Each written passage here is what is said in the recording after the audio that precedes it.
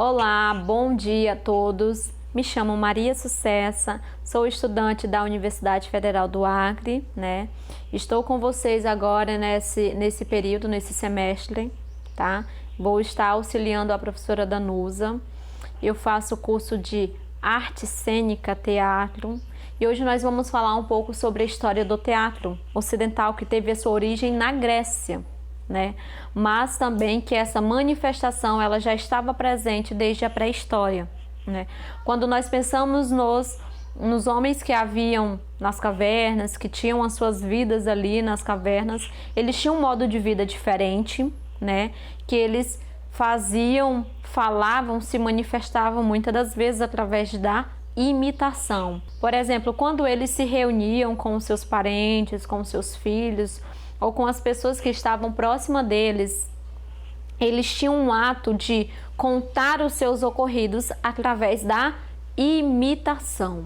Então ali quando eles imitavam uma coisa, quando eles imitavam uma outra coisa, a partir dali foi surgindo uma coisa chamada teatro, porque na composição de um teatro existe uma coisa chamada imitação. É você fazer o personagem de alguém que você não é. Você é você, mas quando você vai fazer um teatro, você ali assume um personagem.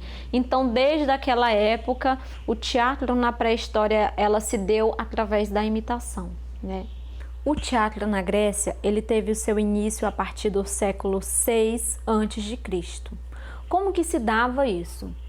Naquela época, nos tempos das colheitas, quando iniciavam-se as colheitas daquele povo na Grécia, eles faziam rituais, eles faziam algumas manifestações, algumas celebrações ao deus Dionísio, né? Dionísio era um deus considerado o deus do vinho, então eles faziam aquelas celebrações com muita alegria, com muito vinho, né? Eles celebravam aquela divindade, então havia um ritual daquele povo agradecendo as colheitas, né? Por ser uma colheita frutífera, por ser uma colheita abençoada naquela época, né? Eles consideravam essas colheitas abençoadas celebrando a Deus Dionísio. Então toda a prosperidade que eles tinham nas colheitas, eles celebravam a Deus Dionísio, né? Por exemplo, hoje quando a gente traz isso para os dias de hoje, as igrejas católicas elas têm um modo de vida, né? Por exemplo, eles fazem anualmente uma celebração chamada procissão, né? Então as igrejas elas fazem essa procissão e elas estão ali celebrando, né? Fazendo um ato de agradecimento a Cristo. Mas naquela época, o povo, eles faziam essa celebração a Deus Dionísio, né? Então eles faziam aquela procissão do povo que se chamava de Tirambo, né? Que era uma procissão, tá? Então, em uma dessas procissões, foram se desenvolvendo, né? Após a cada festival que foi se desenvolvendo, né? A cada celebração, o que aconteceu? Surgiu uma coisa chamada coro. Como que era a composição desse coro? Eram um conjunto de pessoas que elas cantavam e dançavam em homenagem a Dionísio, tá? E aí depois, conforme foi se desenvolvendo mais, foram ampliando mais algumas coisas dos seus atos de procissão. Uma pessoa chamada Tespes, ele colocou uma máscara, né? Então ele ficou ali em um local que se separava, eu acredito, né? Que ficou um pouco diferente de todos os demais. E ali ele disse, eu sou Dionísio, né? Então esse ato de ele dizer que era Dionísio, ali ele criou um ato de representação. Tespes, né, uma pessoa que eu acredito que seja uma pessoa comum como os demais, ele se considerou uma pessoa, uma divindade, Dionísio. Então ali ele foi considerado o primeiro ator, por ele estar fazendo essa representação, essa atuação. E então assim o teatro ele foi se expandindo e ele teve uma forte influência no teatro romano, né? Então, a partir da Grécia ali, o teatro ele foi evoluindo, foi se desenvolvendo e foi se expandindo aos demais lugares, né? E assim também tem o teatro romano, que teve como fonte o teatro na Grécia, né?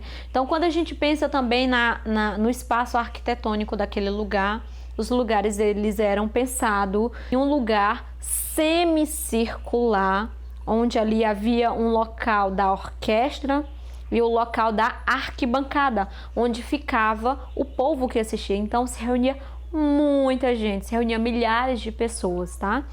E ali naquela parte da orquestra ficava ali o coro ali, tinha a parte do palco onde as apresentações elas eram feitas apenas por homens, tá? Detalhe, não havia manifestações de mulheres nas atuações, eles eram apenas por homens, né? Então havia orquestra, havia arquibancada, né?